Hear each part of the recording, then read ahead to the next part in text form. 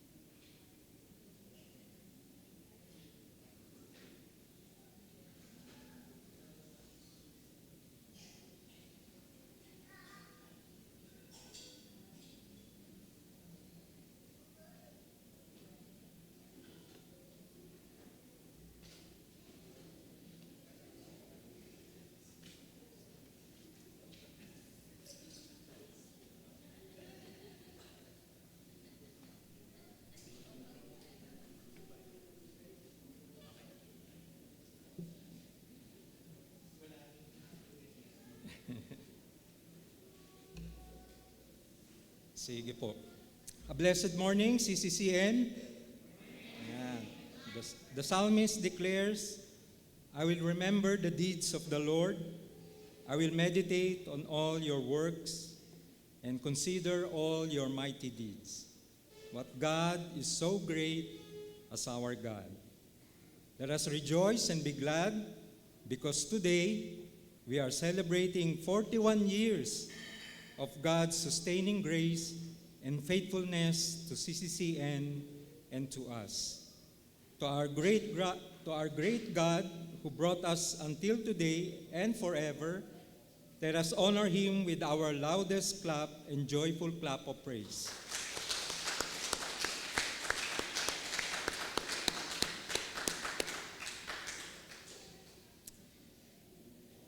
Dearly beloved, please bow your heads with me for a moment as we prepare to worship.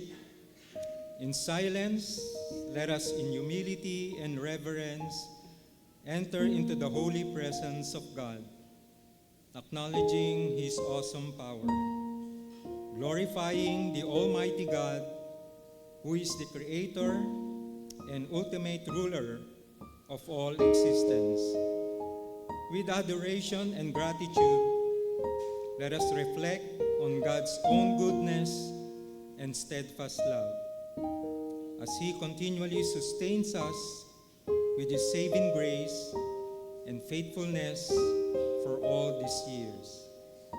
Let our minds be focused on the one who truly did lay down His life for us, our Lord Jesus, who was nailed to the shameful tree, and by His wounds He set us free. Our Lord Jesus, who was He was wounded for our transgressions, He was bruised for our iniquities. May we always remember with gratitude and praise our Lord Jesus Christ, our beautiful Savior, the hope of our eternal salvation. Brothers and sisters, the faithfulness of God we have known through the years is a story that we have the privilege to pass it on to the generations yet to come. As we make our spiritual steps forward, may we be motivated by the Holy Spirit's guidance in the past and give us the courage and inspiration to press on toward the goal Christ Jesus. In this hour of worship, let us rejoice, let us be glad, and let us exalt God's majestic name, for He alone deserves all praise, all honor, and all the glory.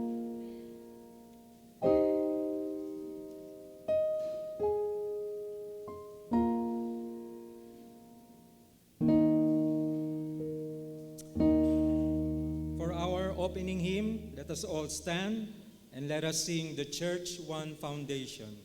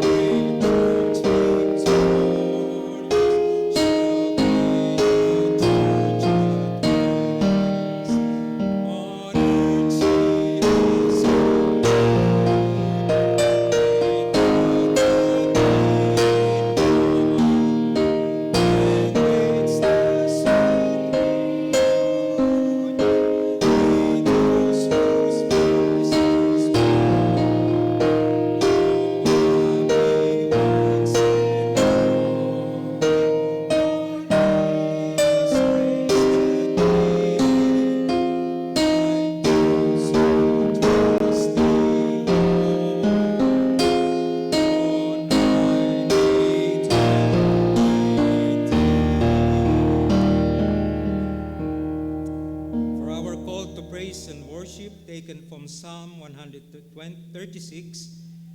This is a responsive reading.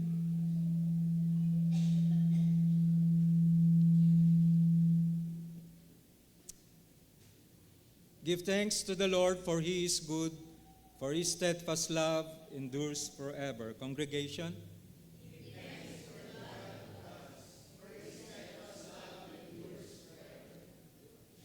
Give thanks to the Lord of Lords, for His steadfast love endures forever.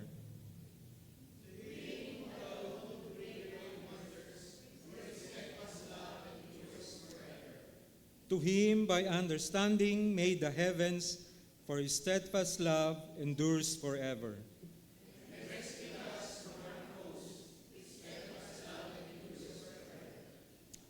It is He who remembers us in our low estate. His steadfast love endures forever.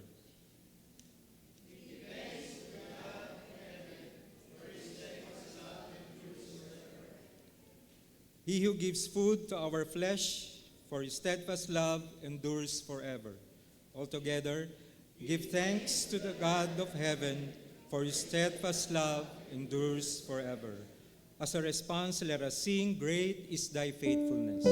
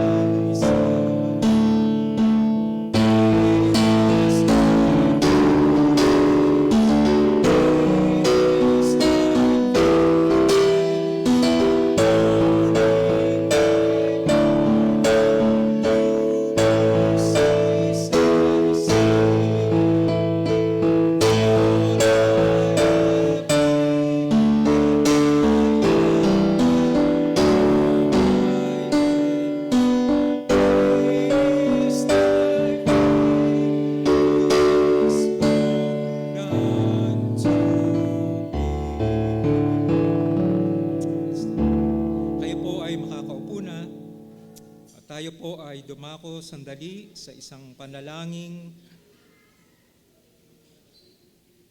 Kinikilala ang ating mga pagkukulang at pagkakasala sa ating Panginoon. Tayo po yumuko at manalangin. Ang kasulatan mula sa mga awit, 51, talatang 1 na nagsasabing, "Have mercy on me, O God, according to your unfailing love, according to your great compassion, blot out my transgressions." Dakila at tapat po naming Panginoon na makapangyarihan sa lahat. Sa mga sandali pong ito, O Lord, lumalapit po kami sa inyo na may pagpapakumbaba. Kinikilala ang aming mga pagkukulang at mga pagkakasala na nagawa po laban sa inyo. Dalangin po namin, Panginoon, ang kapatawaran na nagbubuhat lamang po sa inyo ang inihiling po namin sa sandaling ito. Nais po naming sambahin ka, Panginoon, sa umagang ito na hindi lamang po na may pagpupuri at pagsasalamat, pero pagsambang nagbibigay sa amin ng katiyakan na kami ay karapat-dapat sa inyong harapan. Dahil ang kalinisan na nagbubuhat po sa inyo ang pagkakaloob niyo po sa amin. Hindi po kami lumalapit, Panginoon, at humihingi ng kapatawaran sa aming mga kasalanan dahil deserve po namin ito. Pero lumalapit po kami sa inyo dahil dakila ang inyong awa at habag sa bawat isa po sa amin. Kinikilala po namin ang lawak ng inyong pag-ibig sa bawat isa na siyang sumakop sa lahat ng uri ng aming pagkakasala. At sa yaman ng inyong awat habag, humihingi po kami ng kalinisan at kapatawaran buhat sa mga pagkukulang at pagkakasala po namin nagawa po sa inyo. Dalangin po namin, O Diyos, na pagkaloob niyo po nawa sa amin iyon ang kapatawarang hinihiling po namin. Nang sa ganon, Panginoon, malaya ka po namin purihin, sambahin at dakilain ang inyong pangalan sa mga sandalian ito. Maraming salamat po, Panginoon, sa kapatawarang ipagkakaloob niyo po sa bawat isa sa inyong mga anak na nandito ngayon at sumasamba po sa inyo. Maraming salamat po sa dakilang pag-ibig niyo po at awat habag sa bawat isa po sa amin.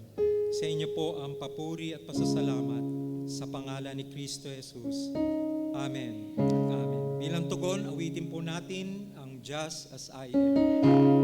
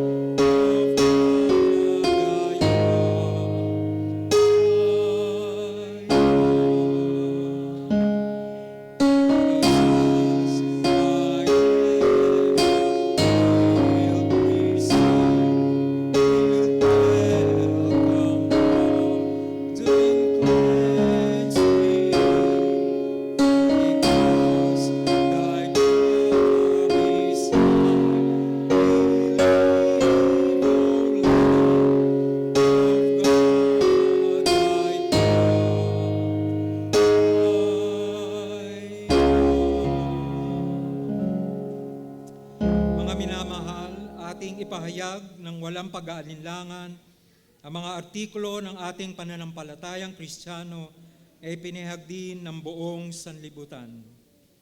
Pananampalatayang Kristiyano, sabay-sabay po natin bagkisin ito. Pananampalatayang Kristiyano, sumasampalataya ako sa Diyos amang makapangyarihan sa lahat, lumalang sa langit at lupa, at kay Hesukristo, kanyang bugtong na anak, Panginoon natin, na sa kapangyarihan ng banal na Espiritu ay pinaglihi at pinanganak ni Birheng Maria, nagdusa sa paglilitis ni Poncio Pilato, ipinako sa krus, namatay at inilibing, nagpakasakit sa impyerno, sa ikatlong araw ay nabuhay siyang muli mula sa mga patay, umakyat sa langit at naluklok sa kanang kamay ng Diyos amang makapangyarihan sa lahat. Mula roon ay paririto siyang muli upang hatulan ang mga buhay at mga patay. Sumasampalataya ako sa banal na Espiritu. Sumasampalataya ako sa isang banal na iglesyang laganap, na kapulungan ng mga banal, at sa kapatawaran ng mga kasalanan, at sa muling pagkabuhay ng katawan, at sa buhay na walang hanggan. Tayo pong lahat ay tumayo at muli po nating papurihan ang ating Panginoon sa pamamagitan ng mga awiting makalangit.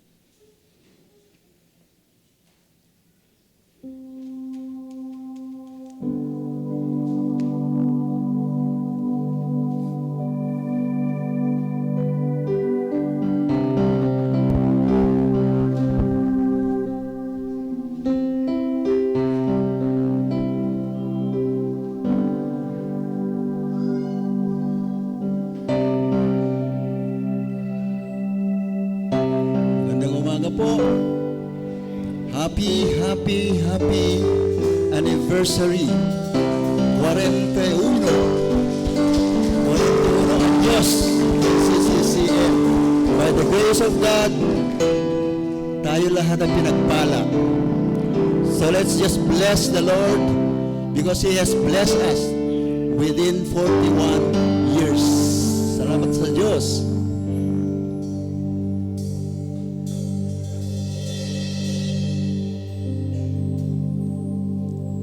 Bless the Lord, my soul, Lord, my soul.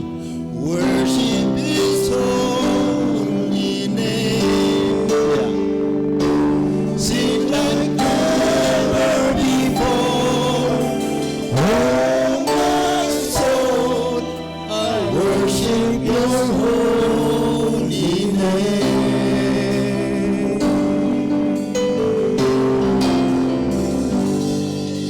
Sun comes up, it's a new day dawning.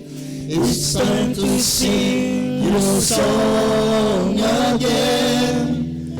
Whatever may pass and whatever lies before me, let me be singing when the evening comes.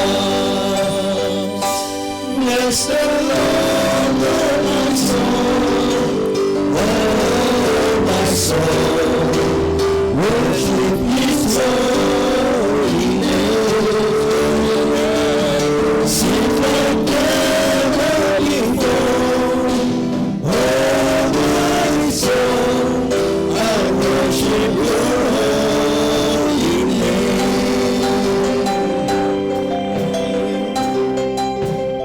You're rich in love. You're rich in love, and you're slow to anger. Your name is great, and Your heart is kind. For all Your goodness, I will keep on singing. 10,000 reasons for my heart to stand. Bless the Lord, oh my soul, oh my soul, worship His holy name. Sing like never before, oh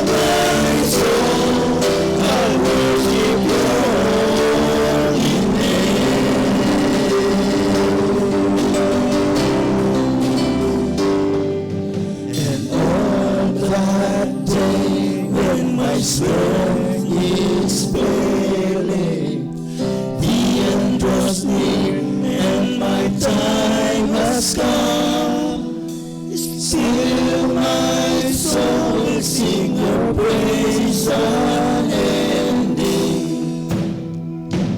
10,000 years and then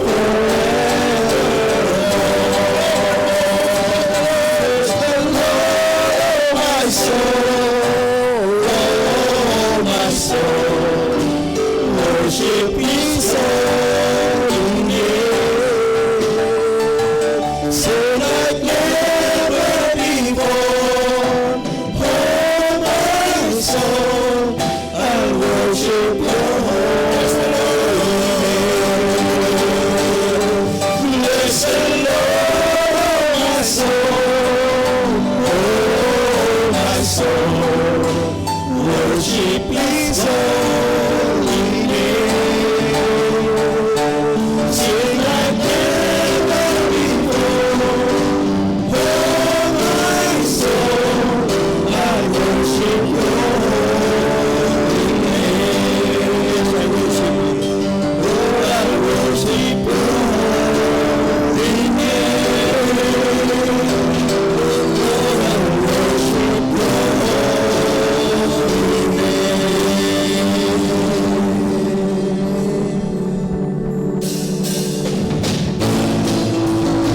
God is great.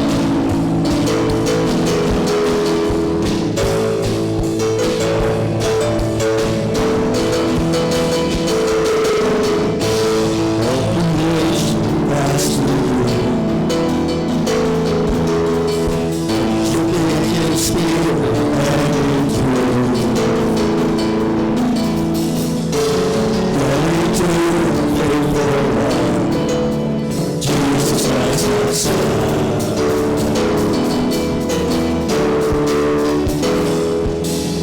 All creation gives You praise. Yes. You alone are truly great. You alone are God who reigns for eternity.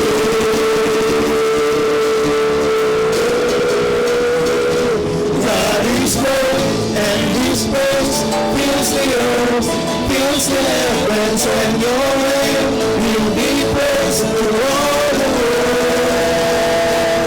God is great, sing His praise, all the earth, all the heavens starts rolling before the glory of Your name, the glory of Your name.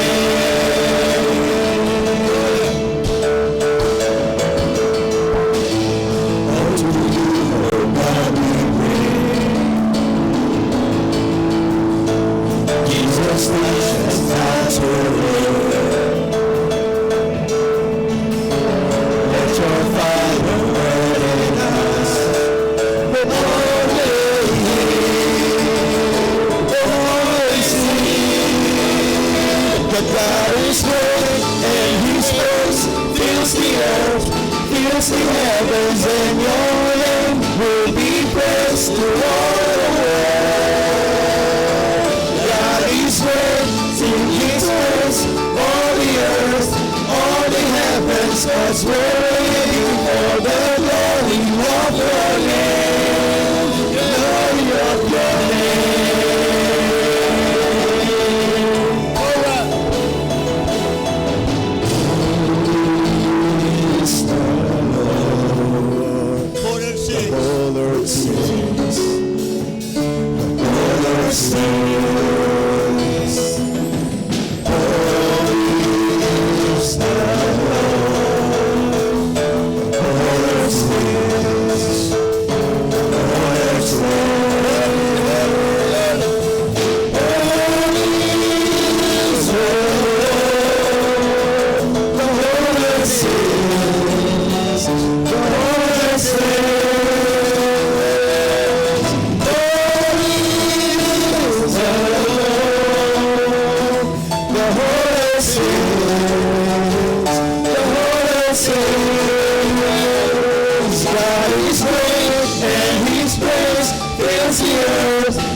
fills the heavens, and your name will be praised throughout the world.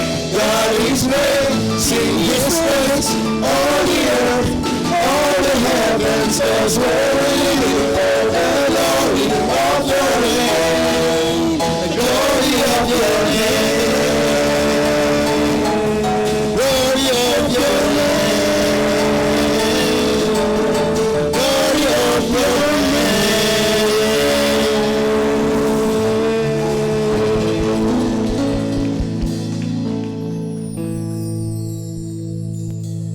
Panginoon, pinupuri namin kayo.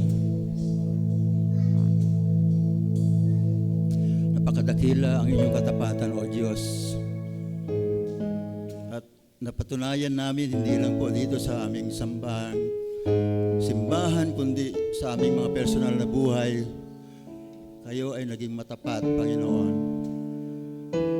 Bagkus kami, kahit na hindi naging matapat sa inyo, nananatili kayong matapat, Panginoon. At walang katapusan ang iyong katapatan. Hindi nagbabago, O Diyos. Pinapasalamatan namin kayo, hindi lang sa oras na ito, hindi lang sa araw na ito, kundi habang buhay, Panginoon, ang aming pasasalamat sa inyo.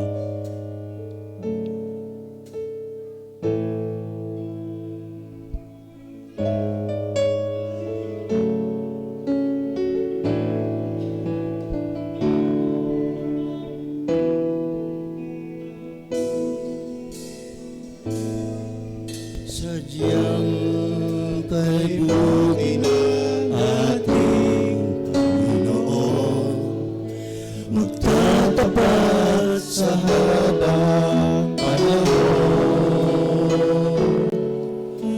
maging sa kabila ng ating pagkukulang, biyaya niya'y patuloy lalaan.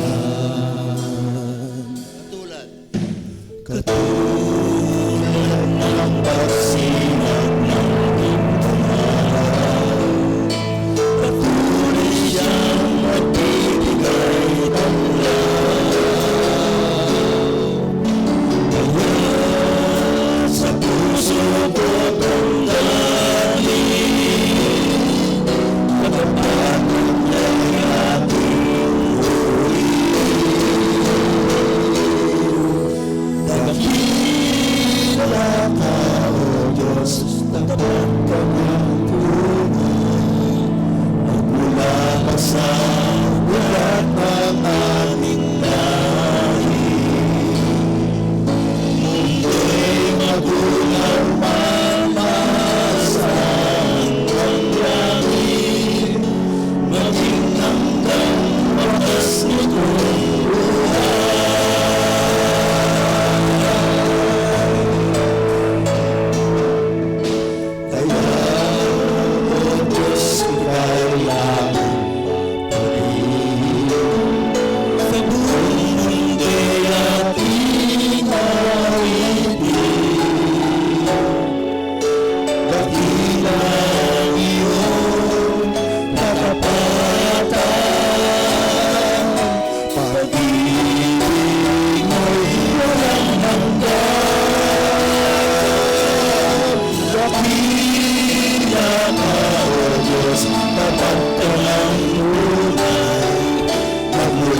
sa ugat ng aming lahi, mundo'y magulang at maasahan kang lagi, maging hanggang wakas nitong buhay.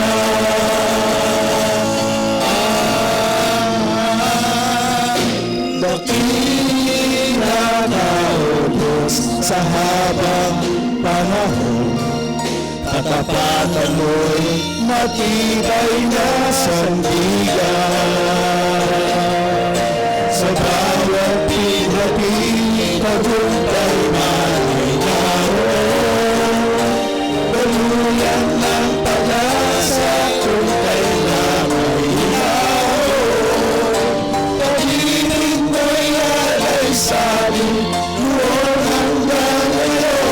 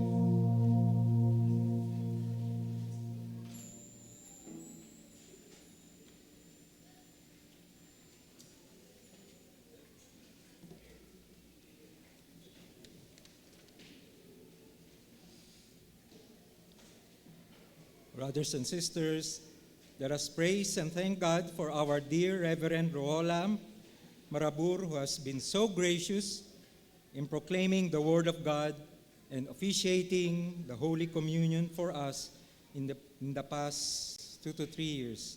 Let us give God a clap of praise for Pastor Kokoy.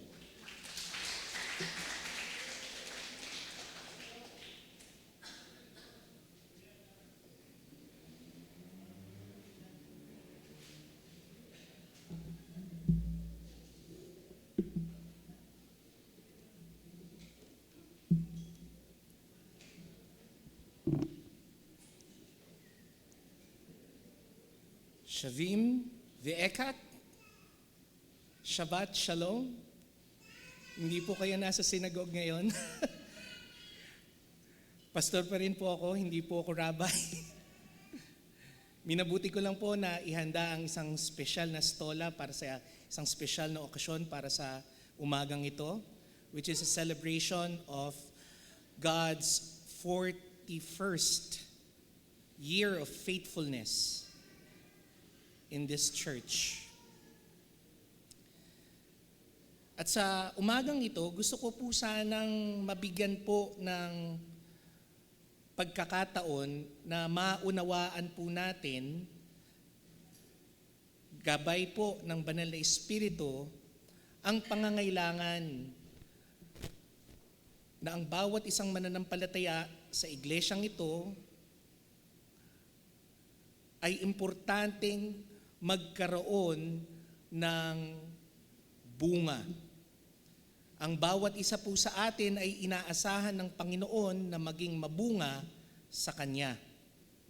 That is why for this anniversary service and for the next few months of the third quarter of this year, we will be focusing on our sermon series entitled Being Fruitful in Christ. And specifically for this Sunday, we will be focusing on our passage found in Psalm chapter 128, verses 1 to 6. And our message for today is entitled A Fruitful Life of a Church that Reveres Christ. But again, before we start, I would just like to ask each and every believer who are here right now in this church to please rise as we read and give honor to the word of the Lord. Again, we will be reading from our passage found in the book of Psalms, chapter 128, verse 1 up until verse 6. Verse 1 reads, "Blessed are all who fear the Lord, who walk in obedience to Him. You will eat the fruit of your labor. Blessings and prosperity will be yours. Your wife will be like a fruitful vine within your house. Your children will be like olive shoots around your table. Yes, this will be the blessing for the man who fears the Lord. May the Lord bless you from Zion. May you see the prosperity of Jerusalem all the days of your life. May you live to see your children's children. Peace be on Israel." May the Lord bless the reading of His word. Please remain standing at samahan niyo po ako sa pananalangin. Banal Ama, marami pong salamat muli sa pagkilala po ng inyong katapatan ngayong linggong ito na sa loob ng 41 taon, naging matapat po kayo sa pagsusustain sa iglesyang ito. Marami pong struggle, marami pong mga heartaches, at marami rin pong mga panahon na kung saan nasa bingid na po kami ng alanganin. Pero patuloy niyo pa rin po kaming pinatatag. Hindi po dahil sa aming mga sarili, kundi na rin, Panginoon, dahil kayo po ay may kabutihang loob na laging nagmamahal sa amin. We also pray, and Heavenly Father, as we seek your presence, we ask that your Holy Spirit will be present and will be able to guide us today in our study of your promises this morning. And we pray that each and every one of us would be touched by the Holy Spirit and speak to us that wisdom that will enable our faith to increase and our hope to stay firm so that others may know who Christ is. In this we pray, in the name of our Lord Jesus Christ. Amen and amen. May you now be seated.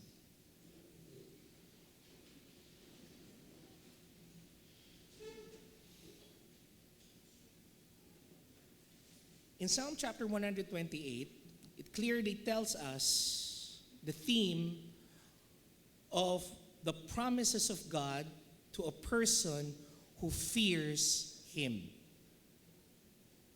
May nakalaan pong pagpapala at pangako ang Panginoon sa mga taong may takot sa Kanya.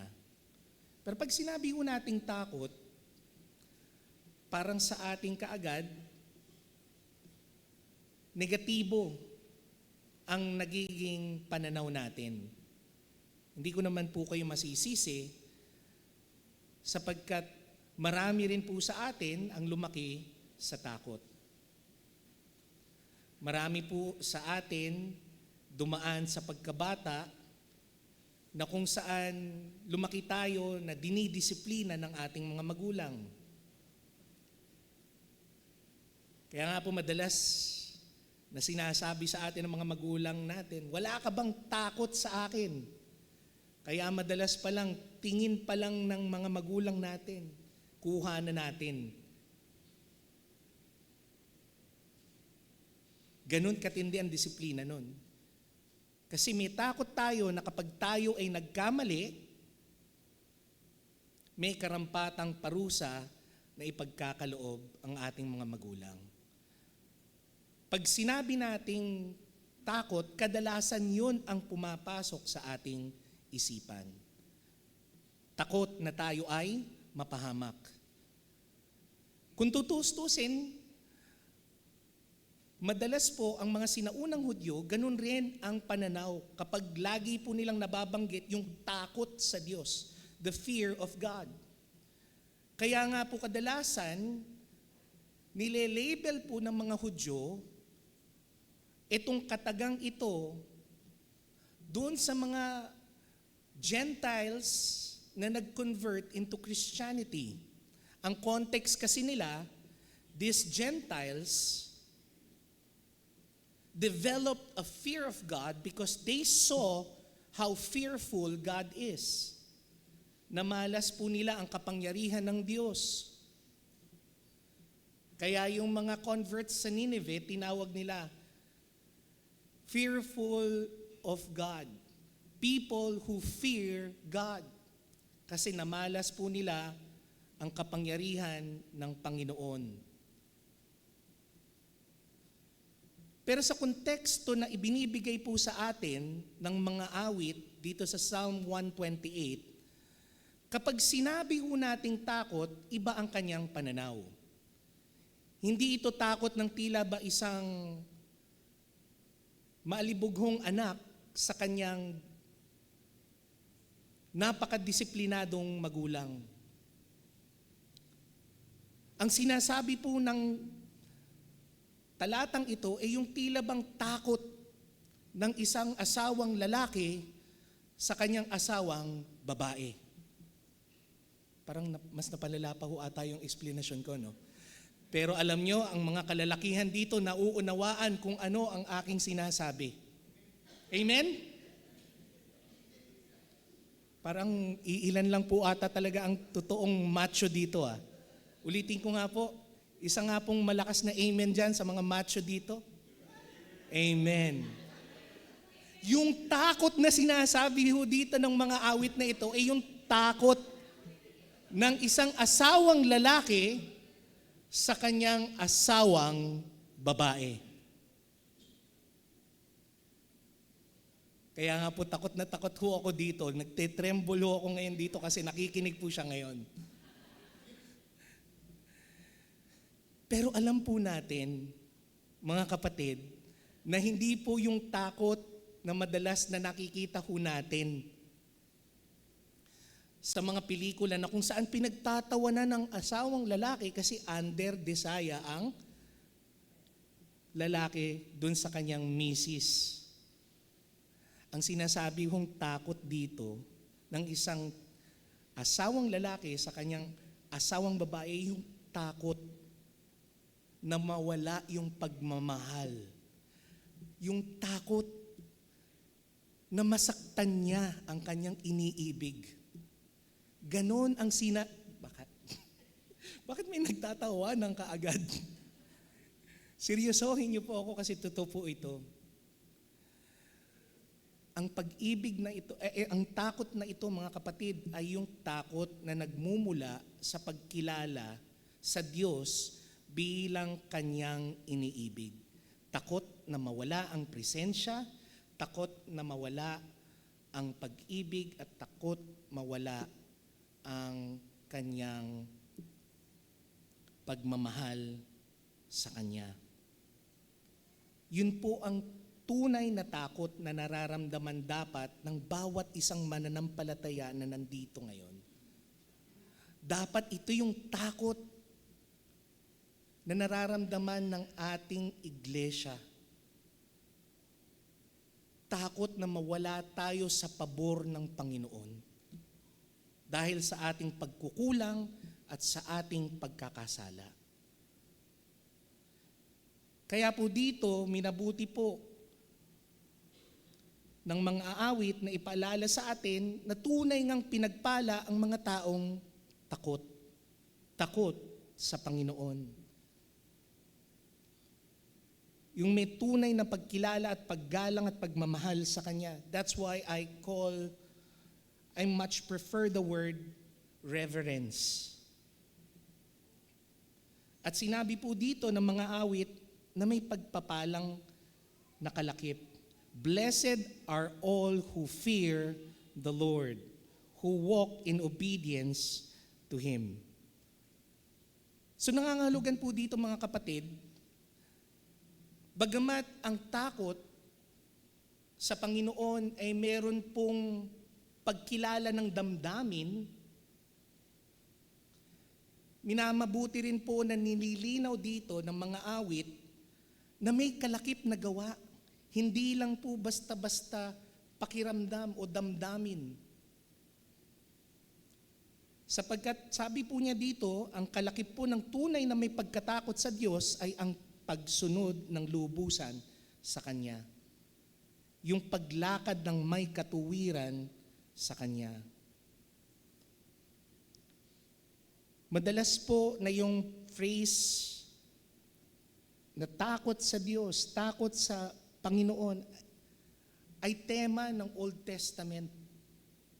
We can see this in Psalm 111 verse 10, even in Job 28:28, within Proverbs chapter 1 verse 7, and in Ecclesiastes 12:13.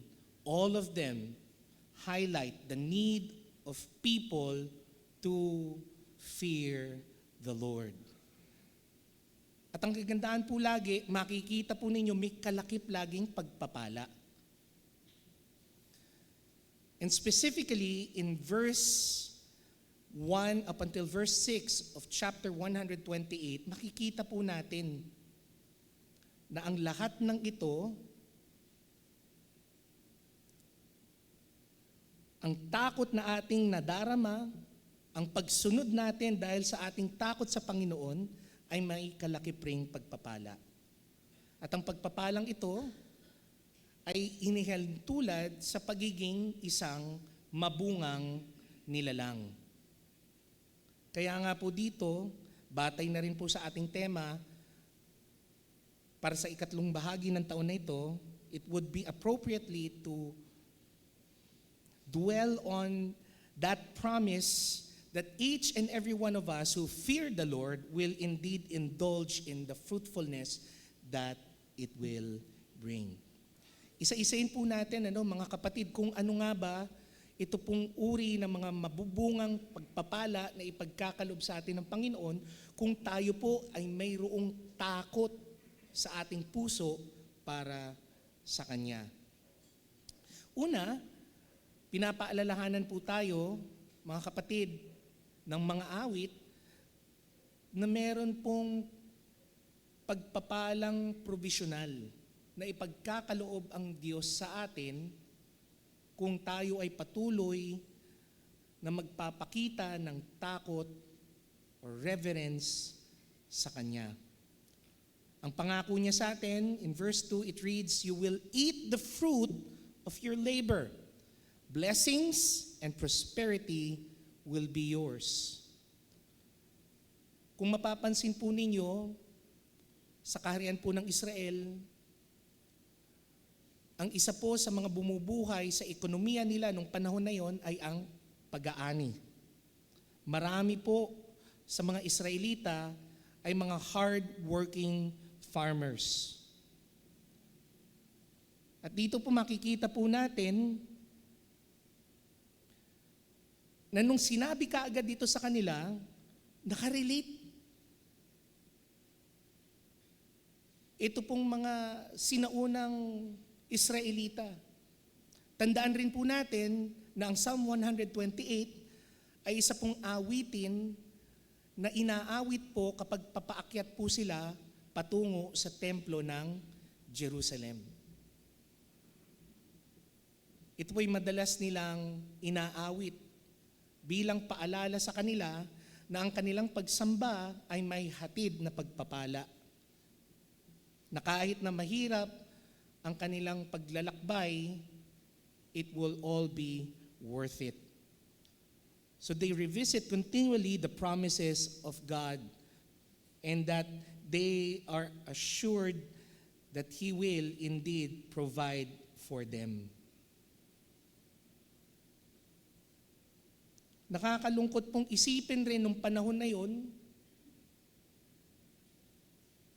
kung maaalala po ninyo ang istorya ng bayan ng Israel, marami na po ang mga bayan na sumakop sa kanya. Bago pa po nabuo ang bayan ng Israel, makikita po natin na sila po ay naging alipin sa bayan ng Ehipto. Dito makikita natin na bagamat sila'y nagpapagal, bagamat sila'y nagpapagod, pero tila ba ang kanilang pagpapagal, ang kanilang pagsusumikap ay hindi nila na-enjoy. Napupunta kanino? Sa iba. Sa mga taong sumakop sa kanila. Sa mga taong ginawa silang mga alipin.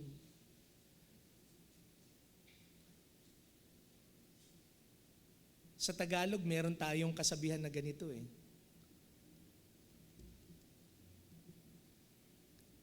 Ikaw yung nagtanim, iba ang umani. Ikaw yung nagbayo, iba ang kumain. Isipin nyo na lang po yan mga kapatid, ano? Kaya para sa kanila, itong pangako ng Diyos na ito, napakaganda. Kasi napakasipag ng mga Hudyo. Masikap sila sa pagtatrabaho, kaya nakakalungkot para sa kanila na naaagaw yung resulta, yung ani ng kanilang pagsisikap. Iba ang nakikinabang. Pero paalala raw po sa atin ng ating Panginoon, if we have that fear in Him, that reverence in Him, our work will never be in vain. CCCN, paalala sa atin ng Panginoon na kung tayo ay patuloy na namumuhay ng may takot sa ating banal na Diyos, pinapaalalahanan po niya sa atin na ang lahat ng ating pagpapagal ay hindi mapupunta sa kawalan. Tayo ang nagtanim at sa biyaya ng Panginoon, tayo rin ang hahain para sa Kanya. Prosperity will be yours. You might say, Pastor, prosperity, parang allergic na ako dyan. In term kagad na prosperity, inisip kagad natin, prosperity gospel. But let me just share to you and help you to look in another perspective. Na yung prosperity dito na ipinagkakaloob ng Panginoon, lalong-lalo na nung panahon ng mga sinaunang Israelita, hindi prosperity na atin pong standard sa panahon natin ngayon. Tandaan po natin, para sa kanila, enough na yung makapagkamal ng property, enough na yung makapagkamal ng mabuting ani na pwede nilang gamitin para makaraos sa susunod na buwan, sa susunod na taon, at para sa mga susunod na henerasyon. Yun ang uri ng paniniwala nila patungkol sa salitang prosperity. And given that context, we can see that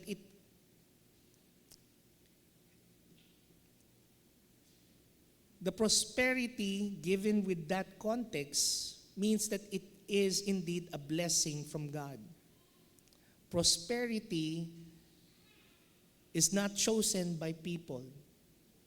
It's not chosen by God. It's not chosen by us. It is only given by God. So dito mga kapatid, paalala ho sa atin, na kung ang mentality kaagad natin is prosperity, to prosper, we are indeed having the wrong mindset because God is the one who makes us prosper. Nangangahulugan po mga kapatid, dapat hindi po ito yung main agenda natin sa buhay. At hindi rin dapat ito yung batayan na dapat nating gawin para masabi na tayo ay sumusunod sa Panginoon. Because prosperity, again, differs depending on the will of God. You can prosper in many things. But given the fact, prosperity is indeed a blessing. It will come to you if God allows it to happen. Don't chase it. Huwag mong habulin. It will come to you if it is willed by God. Second, we are also promised familiar fruitfulness, as seen in Psalm chapter 128, verse 3 up until verse 4. When it says there, your wife will be like a fruitful vine within your house. Your children will be like olive shoots around the table. Yes, this will be the blessing for the man who fears the Lord. Pinaalalahanan po raw tayo na ang bawat isa po raw sa atin na may takot sa Panginoon ay pagpapalain. Gaya ng pagpapala sa isang may bahay na inihilan tulad sa isang vino na hitik sa bunga. Well, one thing is for sure, batay po dito sa illustration na binigay ng mga awit na ito, clearly he has one thing in his mind. That your wife, pertaining to a person or a man who fears God, says that his wife will be fruitful. Magiging mabunga sa papanong paraan? Usually, sa pagkakataon na ito, we can take it literally, which means to have many children. Sa panahon ng mga Israelita, yun yung ideal concept nila of blessing. Di ba? Hilalin tulad nga, yung mga lalaki na may maraming anak, na pinagpala, na tila ba marami siyang pana. na kanyang pwedeng gamitin. Ganun raw nakikita ang pagkakaroon ng maraming anak sa bayan ng Israel nung araw. Magiging pagpapala raw ang iyong sambahayan at pupunuin ng Diyos ng maraming anak. Sandali, Pastor, nangangahulugan ba na hindi na ako pinagpala? Bakit kanyo? Kasi wala naman po akong may bahay. May bahay po ako pero wala pa ho akong binabahay.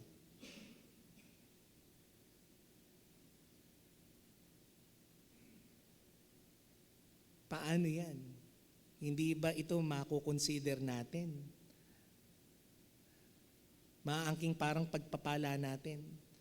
Well, here we can see also that there is a spiritual context within this promise.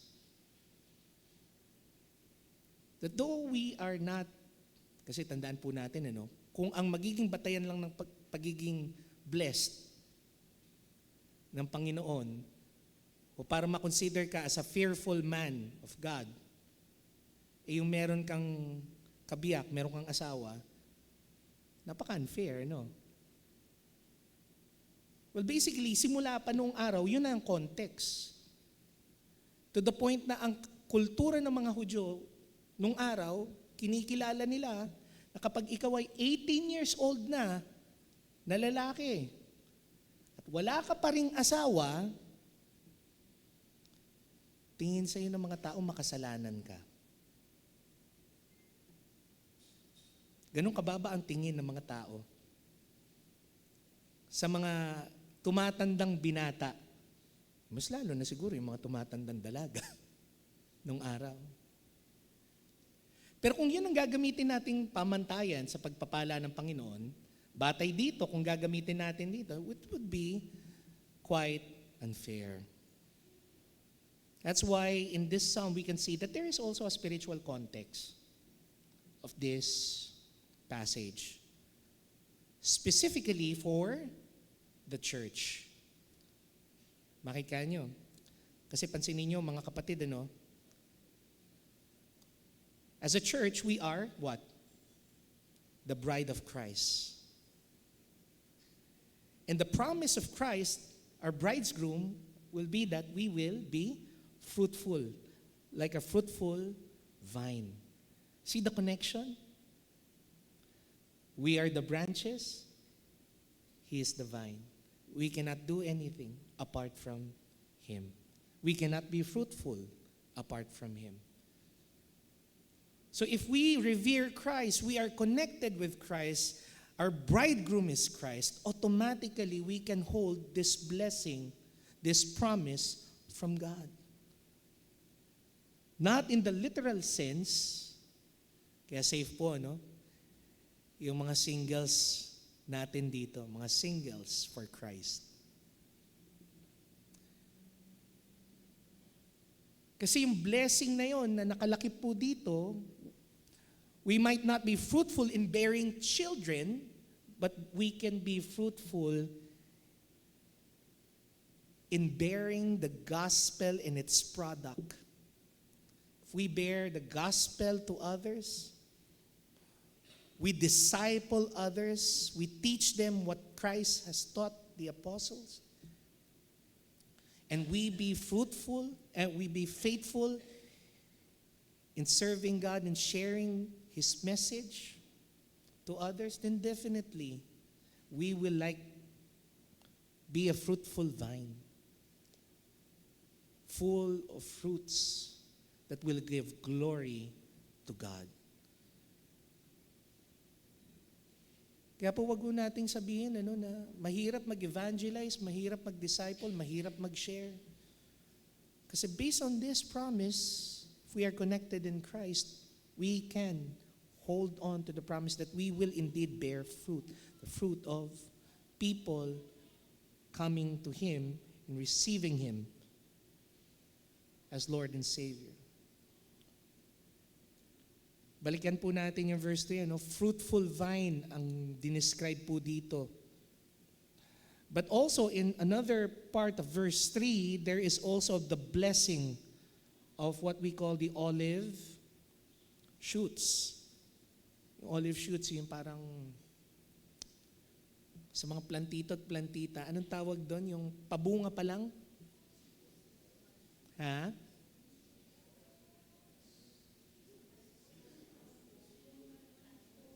Ang daming...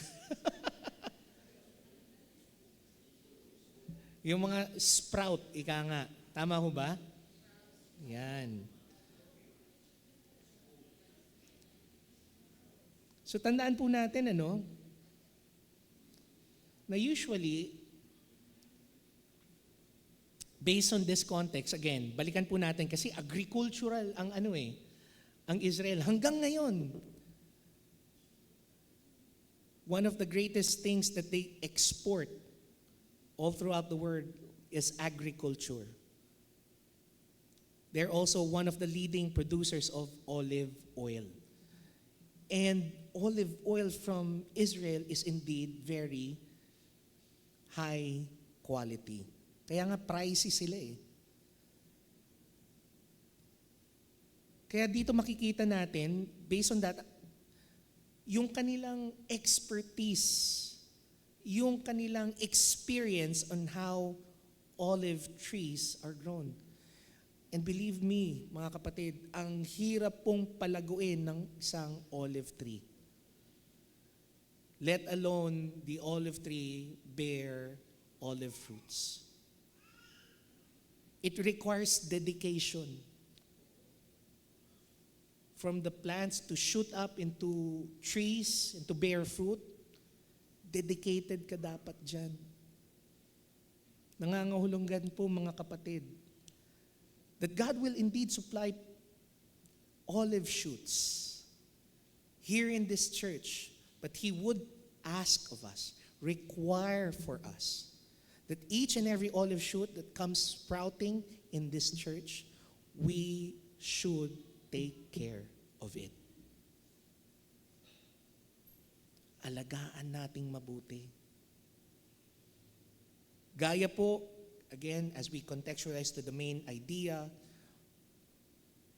of the author of this passage, ang kanyang idea, yung olive shoot, mga anak kung paano natin pinapalaki ng maayos, pinapakain natin, binibihisan natin, pinapangaralan natin, ganun rin ang paalala sa atin mga kapatid. Marami po dito sa mga tagapaglingkod niyong ngayon ang lumaki mula sa inyong Sunday school ministry.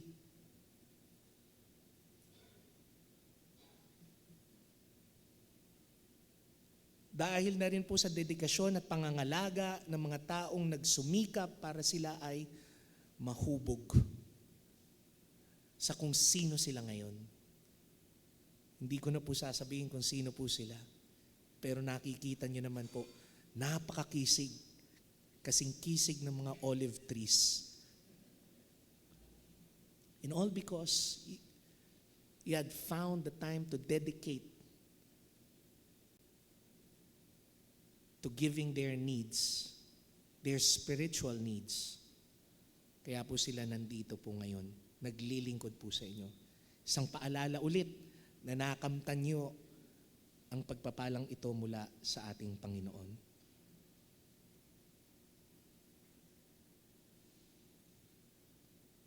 And lastly, we can see that there is also a generational promise of fruitfulness, as seen in Psalm chapter 128, in the first part of verse 6.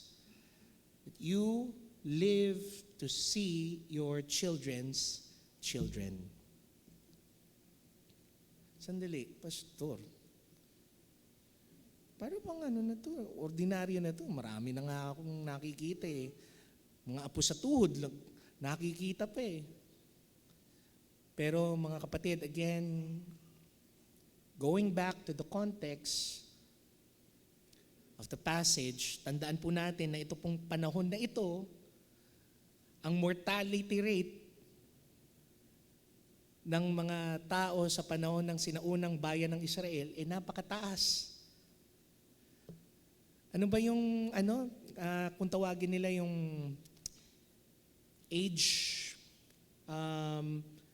yung age ng mga taong nangangamatay, yung average. Dito, anong average natin ngayon? Sa panahon natin, ha? 70? Kulaan nyo, 70, no? 70 plus, mga ganun. Pa 80 na nga actually. Nandun na sa Japan, kung makikita nyo pa nga, parang sa kanila mas mataas. Kaya blessed tayo mga kapatid Tapos makikita mo, yung mga apo mo na lumalaki, yung mga apo mo nagkakaanak pa, so naabutan mo po yung mga apo mo sa takalampakan, apo mo sa tuhod.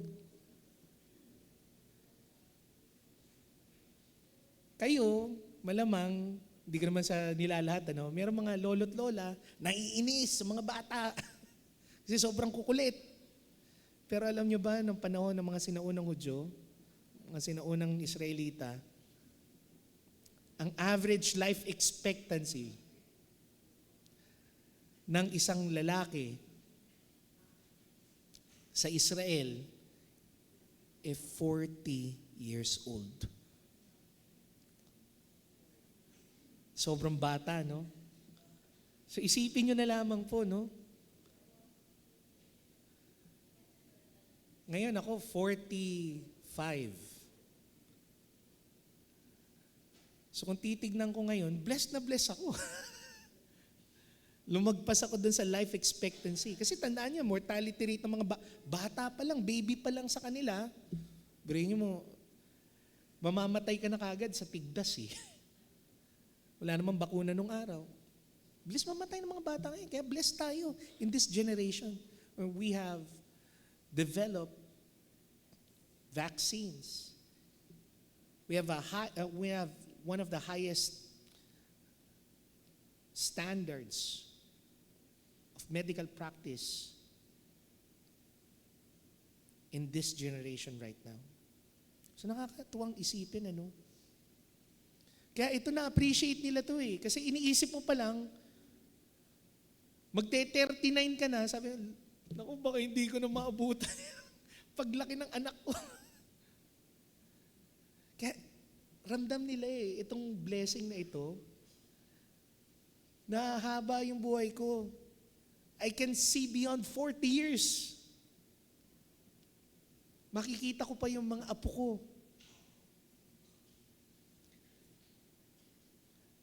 At alam po natin, itong CCCN has been blessed by that. From our pioneers here, na nandito pa rin sa ngayon, sa biyaya ng Panginoon, nakita na nila yung kanilang mga anak na lumaki, nakita na rin nila na yung kanilang mga anak ay nagkaanak. Nakita nila yung mga apo nila. Nagsa-Sunday school. Kaya alam niyo mga kapatid, again, wag ho tayong maiinis kapag may mga umiiyak na bata dito sa ating worship service, Wag niyo kagad husgahan yung mga magulang. Yung mga single, sabihin kaagad nila, ano ba yan, ang ingay. Wag, kasi palatandaan ho yan, mga kapatid, na buhay pa rin ang iglesyang ito. Kasi may susunod pang mga henerasyon. Ang maninindigan at gagamitin ng Panginoon para patuloy na yumagbong ang ating iglesia. Ito'y pangako niya mga kapatid. Pero tandaan po natin, itong pangako po na ito ay kalakip lamang kung tayo ay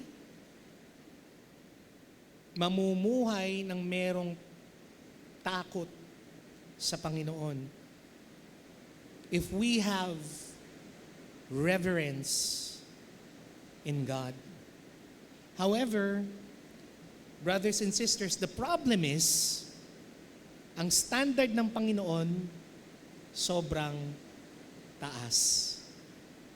How can we achieve, how can we claim that we are indeed fearful of God? Well, one thing is for sure, in Psalm chapter 128, verse 5, the psalmist said, "The Lord bless you from Zion." In other versions, he said, "The Lord bless you out of Zion." Ano pong ibig sabihin nun, mga kapatid? It is a reminder for us that this promise is not just a Mosaic promise. It is not just a promise to the Jews, but also a promise to all who have surrendered their lives and put their faith in Christ. Tandaan ho natin, who came out from Zion? Who came out from Zion, my brothers and sisters? Sino ang nanggaling sa Zion? Zion is Jerusalem. Jesus. He is the one who blesses us, who came out from Zion.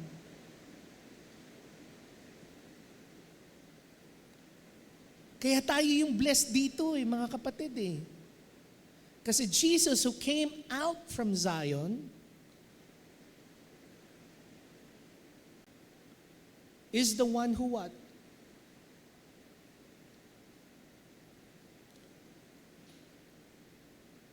Brothers and sisters, tandaan po natin that as believers in Christ and as a church, CCCN, we can claim all of the promises that this passage has given. Bakit?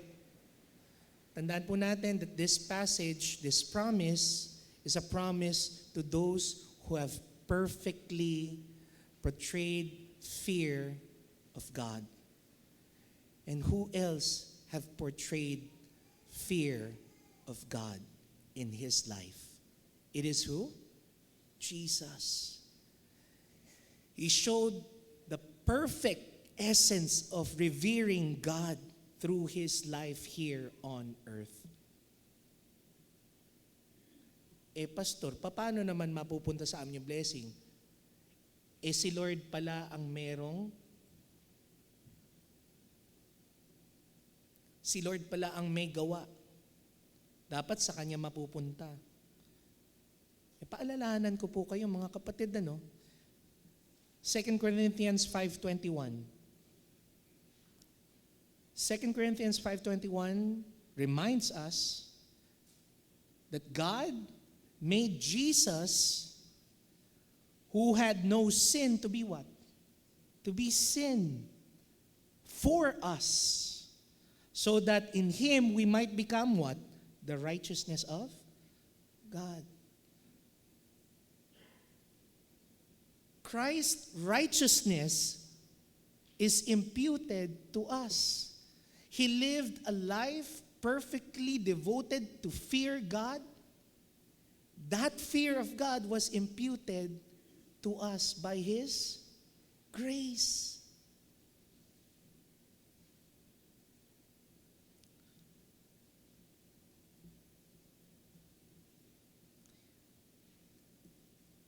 Ipinagkaloob sa atin ng Panginoon ang Kanyang katuwiran. Habang ang ipinagkaloob natin naman sa Kanya ay ang ating kasalanan. Siya ang umako ng ating kasalanan at ipinagkaloob naman niya ang Kanyang katuwiran, ang Kanyang kabutihan. So did we perfectly portray the fear of God? No. But by grace, we are now. That is why even though this is a Mosaic promise to the Jews, we can claim it because as a principle, Christ has lived a man who perfectly portrayed the fear of God in his life. That's why we can claim it as believers and as a church.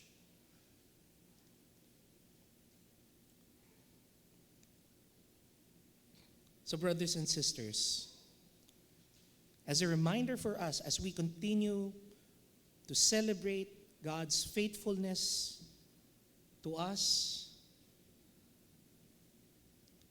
let me just remind you that we already have received that promise of fruitfulness. But you know what, my brothers and sisters, hindi pa rin doon natatapos eh. Hindi pa rin po doon natatapos. Pagkat yung fruitfulness po natin, nagbubunga pa rin.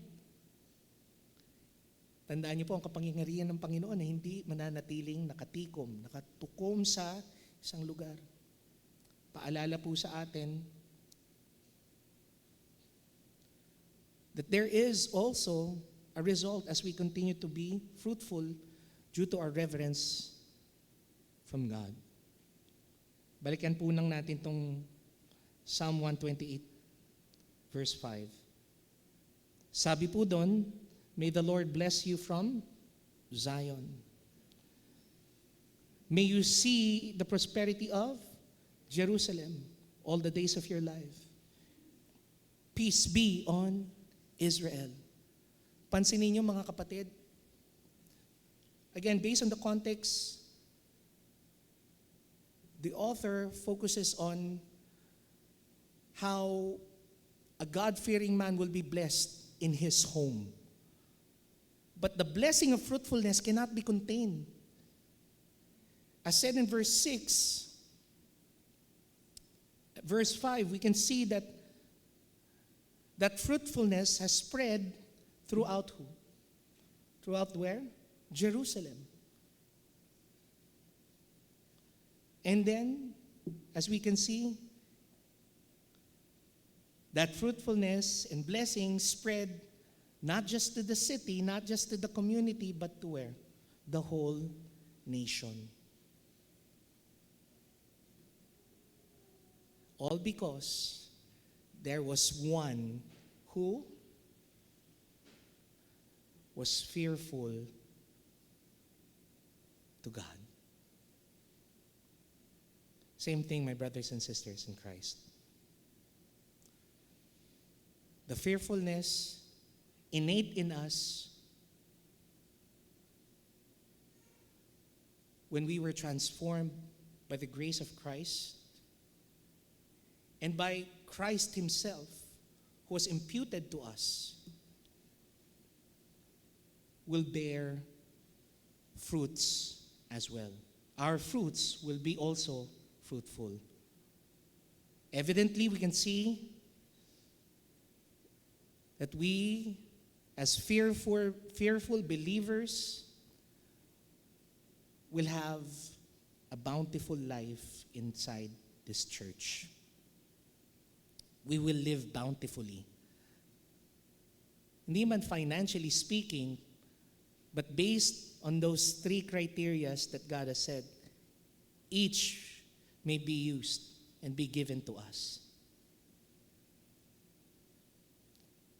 And because of that,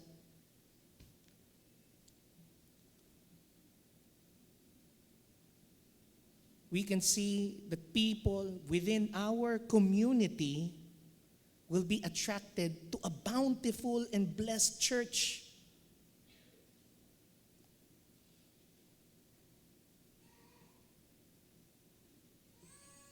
Next slide, please.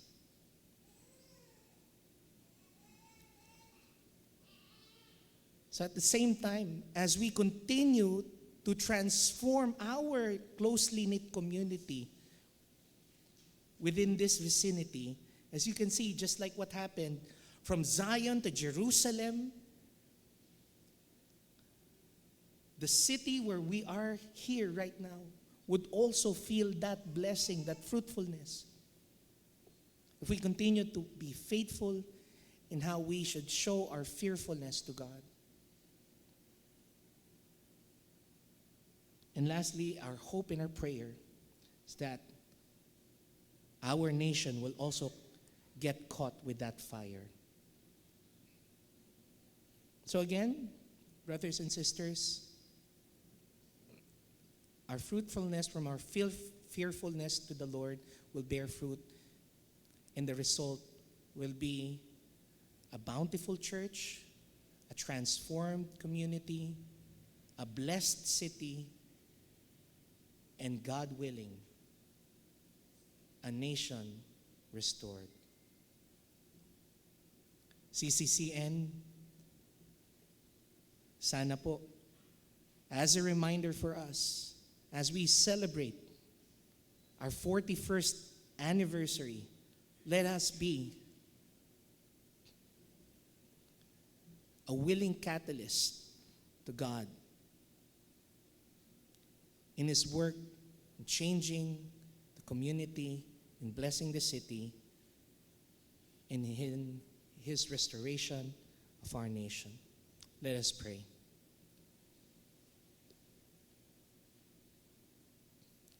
Dear Heavenly Father, we thank you for the reminder that you have indeed bestowed to us countless blessings, that you have made us very fruitful for this past 41 years. Thank you, Heavenly Father. Thank you for reminding us, dear Lord God, that in those 41 years of being fearful, in serving you, in showing reverence in our ministry, you have made us fruitful. And still, Heavenly Father, we know that in the next 41 years, you will continue to make us fruitful. Not just because, dear Heavenly Father, of our deeds and our works, but Heavenly Father, because of the finished work of Christ Jesus and the good deeds that He has done for us. By your grace, we will still be able to flourish and be fruitful for the next 41 years. Guide us, Heavenly Father. Create in us a heart that is willing to follow and obey. Do not just be fearful in words, in feelings, but rather may our fearfulness also be seen in our works, so that your blessing may continue to flow in this church. This is our prayer. In Christ's name we pray. Amen and amen.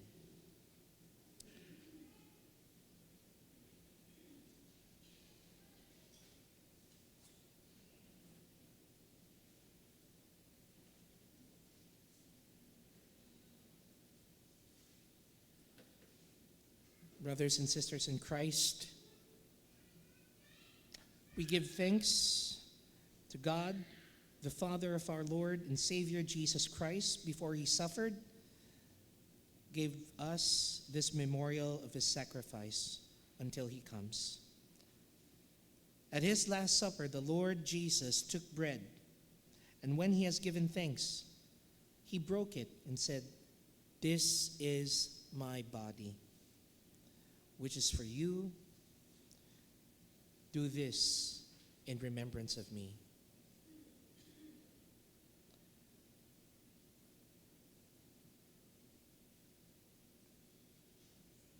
In the same way, He took the cup after supper and said, "This cup is the new covenant in my blood. Do this in remembrance of me." For whenever we eat this bread and drink this cup, we proclaim the Lord's death until He comes.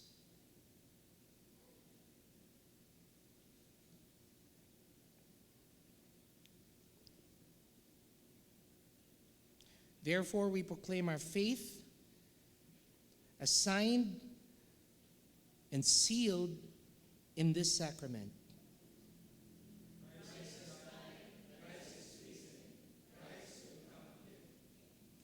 Let us pray. O Lord our God, we ask that these elements of the bread and the wine will remind us of your unfailing love towards us. May we and all your saints be united with Christ and remain faithful in hope and love. Gather your whole church, O Lord, into the glory of your kingdom. Congregation of Jesus Christ, the Lord has prepared his table for all who love him and trust in him alone for their salvation. All who are truly sorry for their sins, who sincerely believe in the Lord Jesus as their Savior, and who desire to live in obedience to him as Lord, are now invited to come with gladness to the table of the Lord.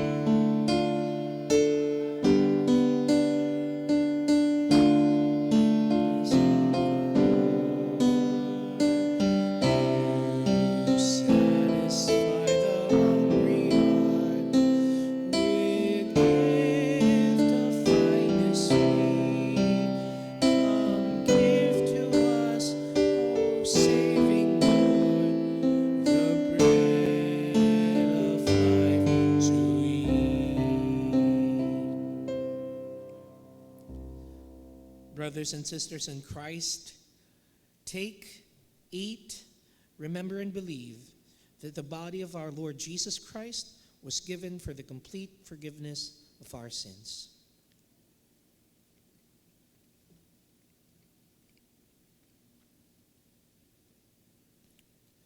Brothers and sisters in Christ, take, drink, remember, and believe that the blood of our Lord Jesus Christ was given for the complete forgiveness of our sins.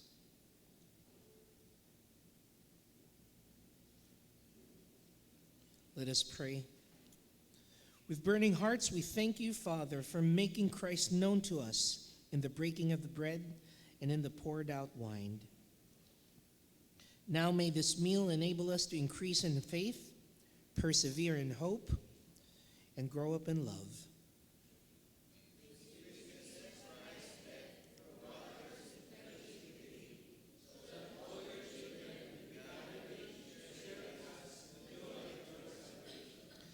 Send us from this place by your Spirit, our ears open to your word, our minds alert to the calling you give us, our hearts full of zeal for your coming kingdom, our voices confessing the name of Jesus, our Lord and our God. Amen. You may now be seated.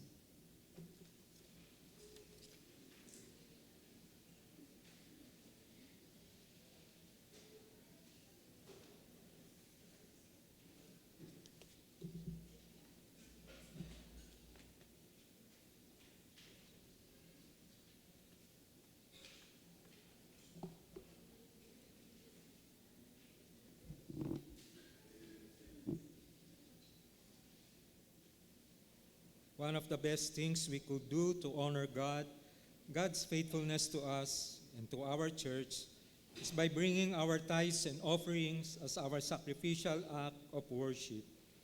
Our God is the supreme example of generosity, and He expects us to do the same for His glory alone. I read to you an exhortation taken from Malachi 3, verse 10, that says, "Bring the whole tithe into the storehouse, that there may be food in my house. Test me in this, says the Lord Almighty, and see if I will not open the floodgates of heaven and pour out so much blessing that you will not have enough room for it." So, tinatawagan ko po ang ating mga deaconesses to collect our tithes and offering.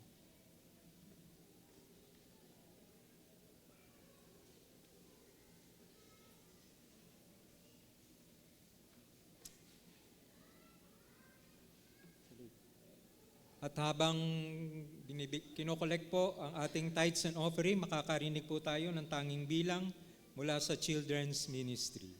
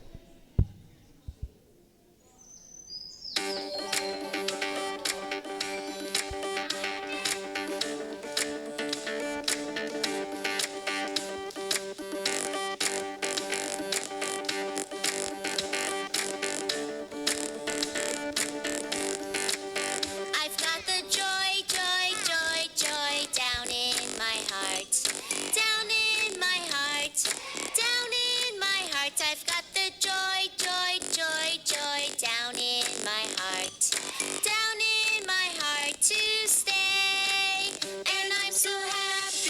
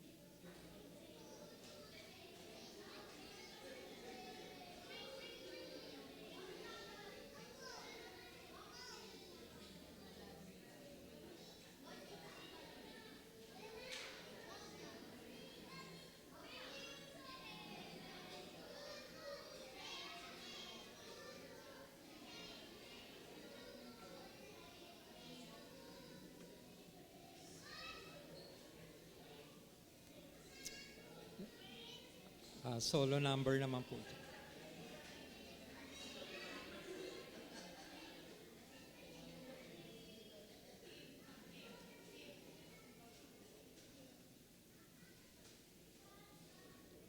Salamat po sa Children's Ministry.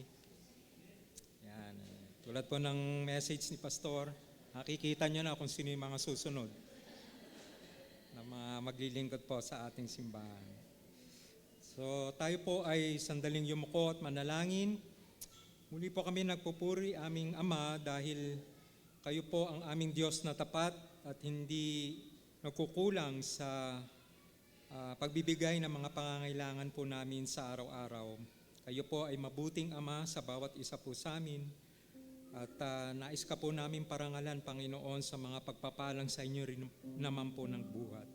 Kaya po ang mga kaloob pong ito ay dinadalangin po namin na patuloy niyo po ito nawang basbasan na pagpalain upang tugunan ang pangangailangan ng inyong pong iglesia at higit sa lahat sa patuloy na paglaganap ng inyong kaharian dito po sa lupa. Muli, Panginoon, maraming salamat po sa katapatan niyo po sa bawat isa po sa amin. Binabalik po namin sa inyo ang papuri at pasasalamat sa pangalan ni Kristo Jesus. Amen. Amen. Tayo pong lahat ay tumayo.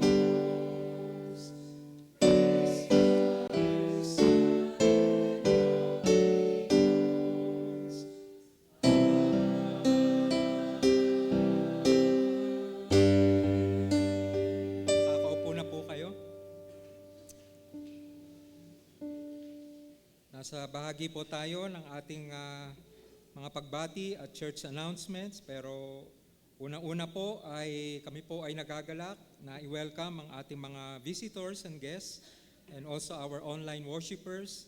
At we will be delighted for you to join us again next Sunday and in our future worship services. So before we proceed sa ating po mga pagbati, nais po natin munang i-welcome ang ating mga visitors ngayong umaga. Kung mabanggit ko po ang inyong pangalan, hiling po namin na maaaring lamang po kayo ay tumayo para ma-recognize po kayo ng kapulungan. Una po si Mary Joy Pabelio. Mary Joy. Yan, si Mary Joy. Yan. Welcome po at salamat po at nakasama namin kayo sa aming pananambahan ngayong umaga. Malapit lang po ang pinanggalingan niya, walking distance lang, Valenzuela. So welcome again to Mary Joy. And also we are happy and glad na makita ulit, makasama sa ating worship service si PJ at saka si Josel Valencia, kasama ang kanila mga anak. PJ, Josel, good to see you again. At salamat at nag-join kayo sa aming celebration ngayong umaga. And also Kuya Gabi. Yan ang pambato namin sa bass, sa choir. Yan, si Kuya Gabi. At also si Janet Benson. Galing pa po sa kaharian ni Queen Elizabeth at future missionary po. Yan, God willing. So salamat sa inyo pong pag-join sa aming celebration. Okay, we proceed sa ating pong pagbati sa ating mga kapatid na magdaraos ng kanilang kaarawan this coming week from July 6 to 12. Ngayong araw pong ito, nais po nating batiin ang happy birthday si Brother Bong of Masca. Brother Bong. Hindi ko na babanggitin yung totoo mong pangalan. Happy 21st birthday. Sa July 8 po, ang Bacon daw ang tawag sa kanya. Ang Deacon Lea Cleopas, si Deacon Lea Cleopas po. Happy birthday sa iyo, kapatid. And also sa July 9, kay Patricia Parungaw. Happy birthday sa'yo, Patricia. Ganon din naman, binabati po natin ng wedding anniversary sa July 9, si Genesis and Micah Moika. Sana makarating sa Canada ang ating pagbating ito. At sa July 10, si Juancho and Joycita Benecio. Happy wedding anniversary po sa inyo. At proceed po tayo sa ating announcements. Yan. Patuloy po ang ating gawain na prayer meeting every Wednesday dito po sa ating simbahan. Nagsisimula po ito ng 9 a.m. So if you have time at free po kayo niyan, you are most welcome to join us as we do our ministry of prayer para po sa ating simbahan. Also, announcement from the Evangelism Committee, patuloy pa rin pong available ang ating bundle of 7 na mga tracts po natin na pwede nating i-distribute o ipamigay sa mga kaibigan natin, kakilala natin, kapitbahay natin na alam po nating o nais nating share ng gospel of salvation. Yan po ang isang kaparaanan na pwede nating gawin to at yung i-share yung ating tracts na ginawa ng ating iglesia para i-share nyo po sa kanila. Makipag-ugnayan naman po kayo kay Deacon Tess Kinsay na head po ng ating Evangelism Committee kung nais nyo po mag-avail ng bundle of 7 tracts po natin. At yan po, hindi ko alam, ako ba ang mag-announce ng detalye niyan? O babasahin ko lang. Galing po sa announcement from KR Nova, and I think kung maalala nyo, ito yung last week na in-announce ng head nila, si Nekim. Tama ba? Si Nekim. Tungkol sa Lingap Kabataan Assistance Program, meron po sila mga in-announce last week at kung ito ay magpapatuloy kung kailan yung last tranche ng kanilang fundraising activity, and then after that, yung kung paano nila ito di-distribute. Pero yung nakalagay po dyan, application para po sa mga gusto mag-avail ng assistance program na ito, ito po ay hanggang July 27 lamang ng buwang kasalukuyan. So please coordinate sa ating po mga KR Nova officers kung gusto niyo po mag-avail ng Lingap Kabataan Assistance Program po na kanilang ino-offer. At yan din po, magkakaroon din po ang ating kabataan KR Nova ng Youth Olympics. Face-to-face na ito. Yung mga previous yata online, ano? So ngayon face-to-face na. Hindi ko alam kung paano nyo gagawin tong Youth Olympics na ito. Pero part 1 on July 13, next Sunday ba ito? 1 p.m. dito po sa CCCN Hall, next Sunday po. Magkakaroon po ang ating KR ng face-to-face Youth Olympics. So bago po tayo mag-proceed sa ating closing prayer and benediction, isang bagay lang po ang nais namin ipakiusap sa bawat isa.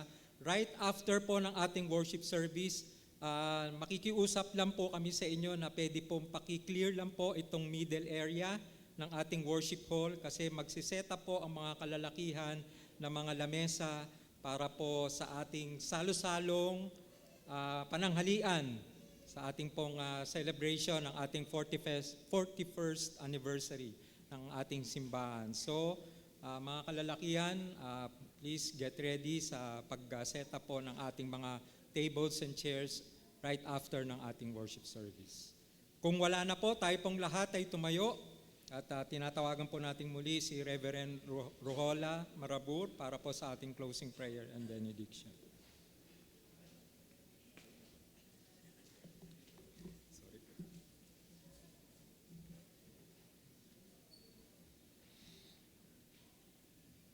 Tayo po'y manalangin. Banal Ama, muli po kami nagpapasalamat sa 41 taon na ipinagkaloob niyo po sa amin ng pagpapamalas ng inyong pong katapatan. Maraming salamat, Panginoon, that all throughout the years, you have remained faithful, you have remained just, and you have blessed us so much. We pray continuously as we continue to face another decade ahead. We pray that you would continue to show your faithfulness to us and that you would bless us immensely, Panginoon, as we continue to be a part of your kingdom and the expansion of it here in our city. May we continue to be a blessing to our community, to our church, our city, and hopefully we pray for our nation. We also pray, Heavenly Father, that you would continue to bless our brothers and sisters who are celebrating their birthdays today.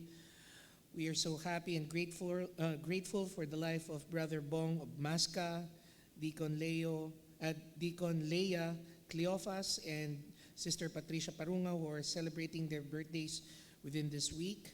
We pray that you would continue to bless them. And we pray continually, Panginoon, that you would continue to add more years in their lives, that they will also use up, Panginoon, for your glory. We continue to pray also and give thanks for the gift of love and union to our brothers and sisters who are celebrating their wedding anniversary today. And within this week, we pray for Brother Genesis and Sister Micah Mojica, and for Brother Juancho and Sister Joycita Benicio. We pray that you would continue to be the guiding light. May you continue to be that anchor that will continue to hold their relationship, to stand firm to the challenges that they may face in life. And we pray, dear Lord God, that you would continue to help them to grow in love and respect with one another. We also lift up to you, Heavenly Father, our ministries that are that each and every one of us are committed right now. Our ministry, our Bundle of Seven, our evangelism, our prayer ministry, and the KR Nova, Panginoon, sa kanila pong fundraising activities, at gayon rin po para sa kanilang sports-centered activities, gaya po ng Youth Olympics. We pray, Heavenly Father, that you would continue to guide all of those who will facilitate, and that all of the works that will be used, Panginoon, for this events, Panginoon, will be used up mightily, Panginoon, so that you alone will be glorified. We also pray, Heavenly Father, that you would continue to bless us as we celebrate after our worship service, as we continue to have fellowship and enjoy the company of one another. May you continue to be in our midst, and that all of this celebration will lead us to glorifying and giving you praise. In Christ's name we pray. Amen and amen. Brothers and sisters in Christ, now to him who is able to do exceedingly, abundantly above all that we ask or think of, according to the power that works in us, to him be the glory in the church by Christ Jesus to all generation, forever and ever. Amen.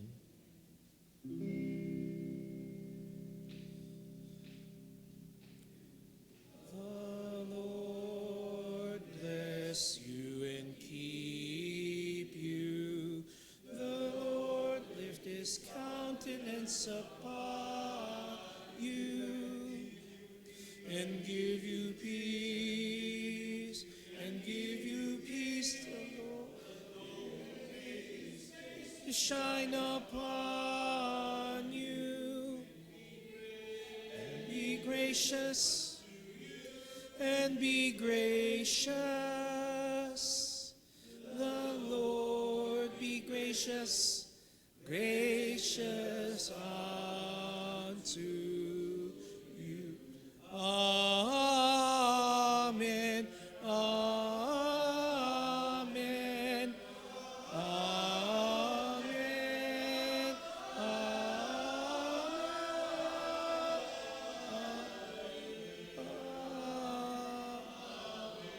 Amen.